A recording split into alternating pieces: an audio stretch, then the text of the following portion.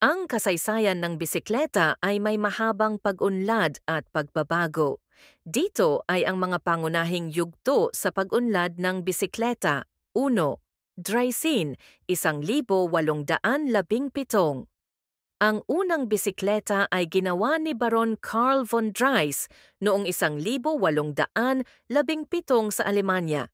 Ito ay isang simpleng sasakyan na may dalawang gulong at isang frame na gawa sa kahoy.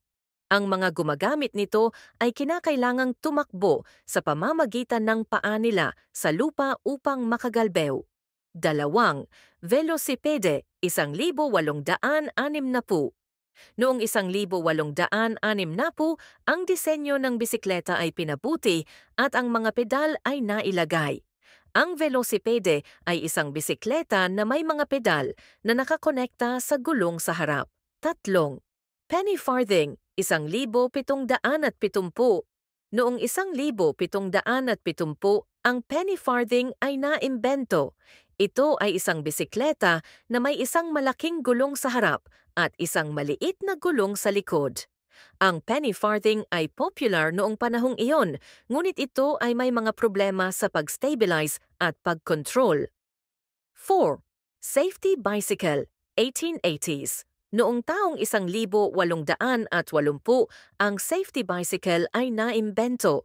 Ito ay isang bisikleta na may dalawang gulong na pantay-pantay sa laki at may isang frame na gawa sa metal. Ang safety bicycle ay mas stabil at mas madali kang kontrolin kaysa sa penny farthing. 5. Modern bicycle, 1900s.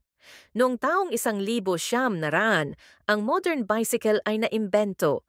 Ito ay isang bisikleta na may mga advanced na disenyo at teknolohiya tulad ng mga gear, brake at mga malulubhang gulong. Ang kasaysayan ng bisikleta ay may mahabang pag-unlad at pagbabago at ito ay patuloy na binabago at pinapabuti hanggang ngayon.